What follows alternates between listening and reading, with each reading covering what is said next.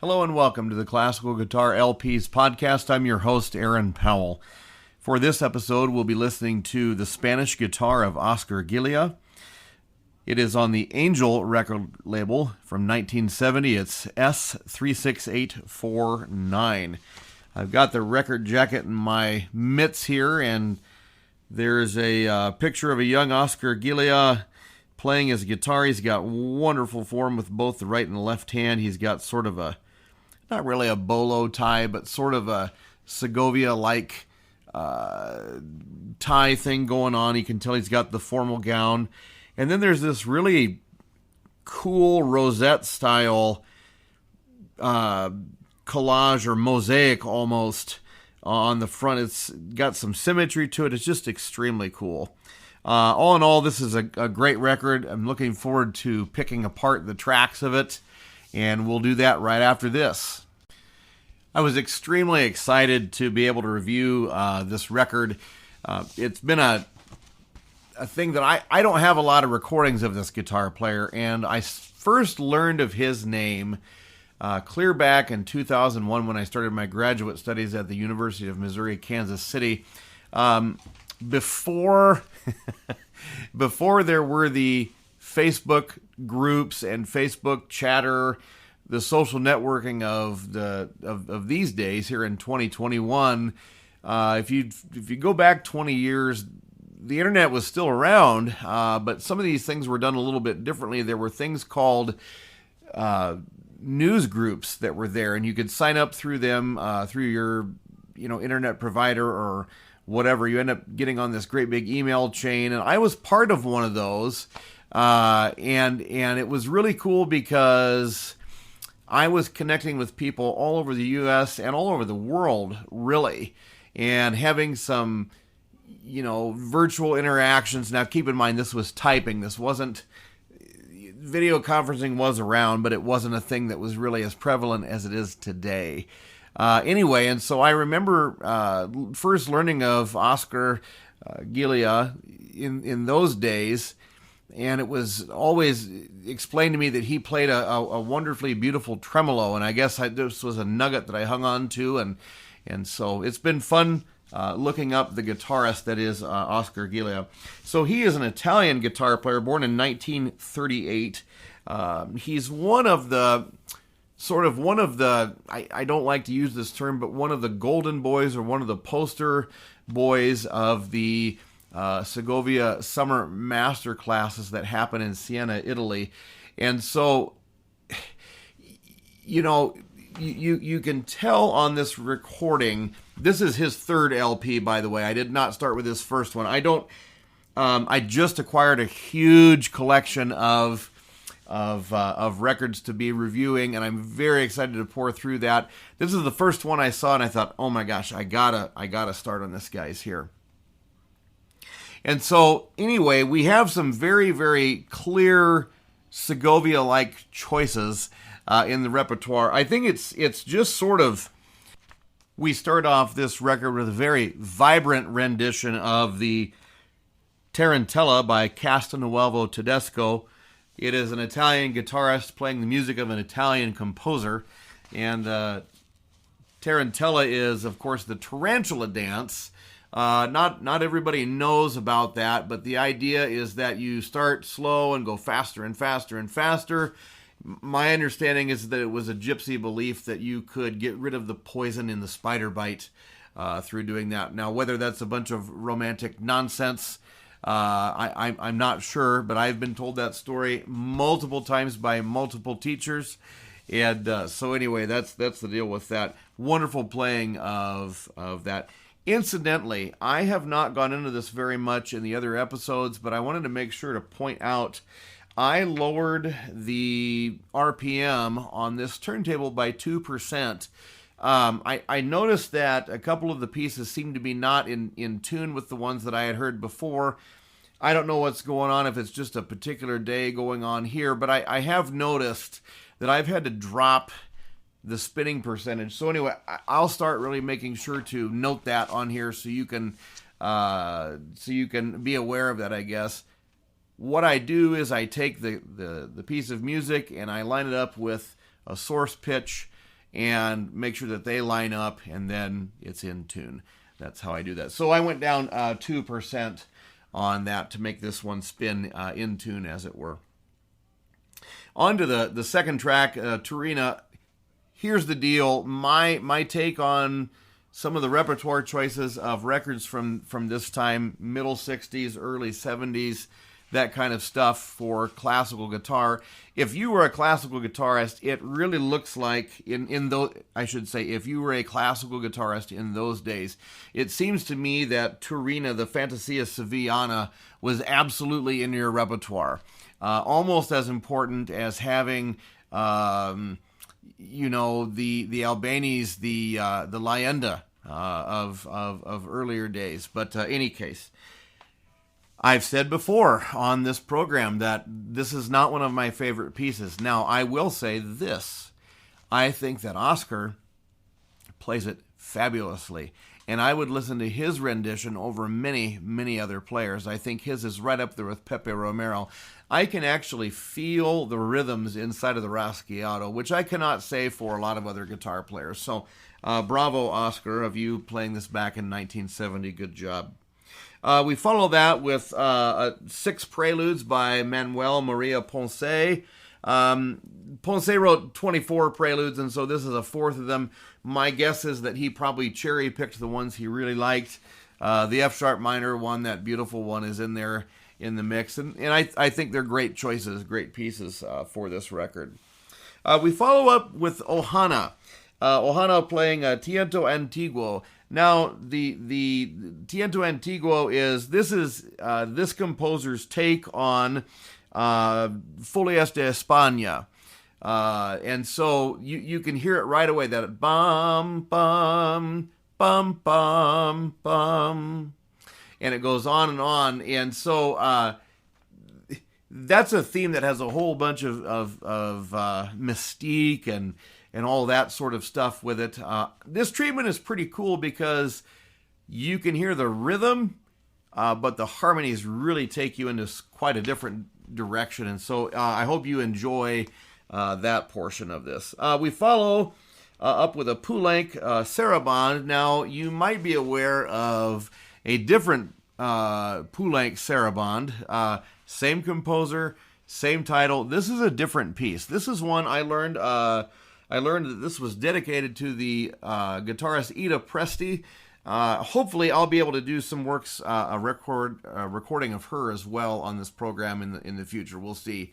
This collection that I've got a hold of from a former student of mine, it's very vast. A lot of records. Joe Diaz, if you are listening, thank you very much for loaning these to me so I can get a lot done with it. So anyway, we follow, this side ends up with a Roussel piece of music, and it's entitled Segovia, Opus 29. I learned through a little bit of research on this that, I don't know, sometimes the lineage between all these composers is just absolutely fascinating. And I learned that Roussel was a student of Vincent Dindy, and I learned about that composer's name not too long ago because a teacher of mine recently passed away. That would be Dr. Robert L. Larson from Indianola, Iowa. He very recently passed away, and he was a teacher of mine at Simpson College, and he was in the lineage, the teaching lineage of this Vincent Dindy, which I did not know who that was. But if you go back a couple of generations before that, you go all the way back to Salieri. And so I find that to be extremely, extremely cool. I've never been much of a composer, but I certainly respect those who do it. It's such a neat art and such a neat craft to be able to do. So anyway, so we round out a very lovely first side. I think that Oscar Ghiglia is playing. I've heard little samples of it on YouTube and there over the days since YouTube's become popular. I really like this recording. His tone is beautiful. I will say the microphone is really hot in this recording situation. You're going to hear it a couple of times on the first side. You're going to hear some breathing going on. And that's the thing that we just kind of hear with Oscar on this recording. We hear the breathing. With this being his third recording on the Angel label, you'd think they would have had that figured out. I don't know. I certainly don't have super state-of-the-art equipment here, but I'm definitely hearing the breathing when it comes through, and it's mildly distracting, but regardless, beautiful tone, beautiful execution, very, very good technique, and away we go with side one.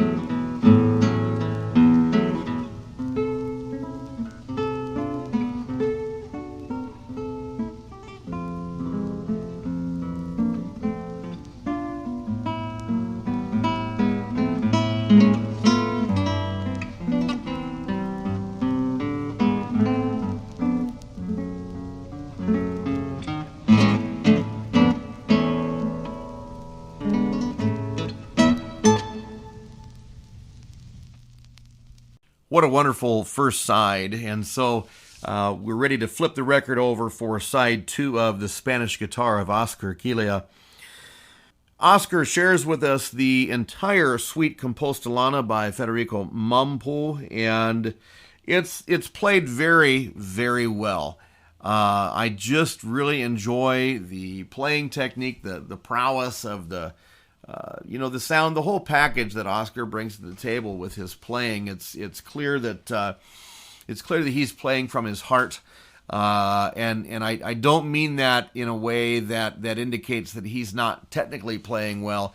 He's most certainly technically playing well. It's both. So after really listening to this recording, I get why some of those folks in the news group back in the day were saying, hey, listen to the recordings of this guy. It's there, it's present. And now I will say, you can still get his recordings. They've been repressed onto the CDs and stuff, and I know I looked it up through the Naxos website. You can do the streaming and all that. So don't just because the name may not be a familiar name to you, whether it's Oscar Ghiglia or whether it's any other guitarist, I would say give it a listen and see. Don't be concerned if it's the standard repertoire and you're like, okay, I want to hear this again. You just might find a treasure, and I feel like I've done that with unearthing this copy of this record from 1970. So anyway, it's the entire Suite Compostelana, and then we end up the entire record with a Joaquin Rodrigo piece, Zarabanda Lejana. And I will tell you, if you listen to this last cut on the record here, I want you to listen to it in terms of harmony that's going on. I think that's what does it for me. That's what makes the piece sound exciting. It is not a piece that is technically flourishing with lots of ornamentation, etc. It's a bunch of chords, and it feels like a very vertical piece of music.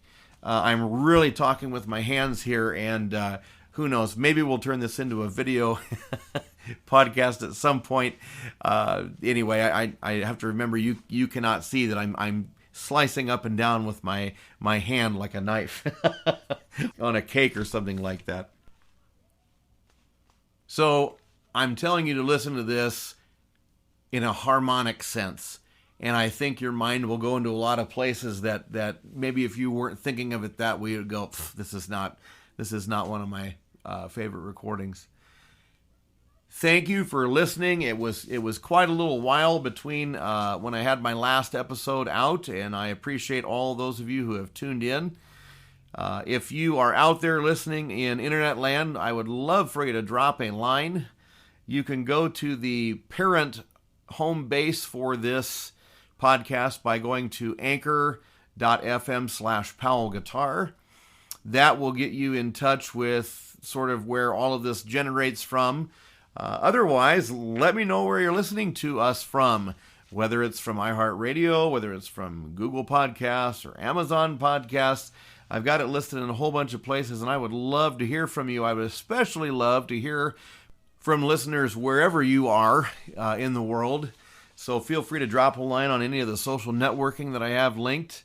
But especially I'd like to throw out a challenge to the listeners who are listening in Denmark. I understand that we're trending pretty highly in that country when I drop these podcasts. So I'll be looking and snooping and seeing who's out there. So thanks again for listening. Happy playing. Be safe and be well. And we will see you next time on the Classical Guitar LPs podcast.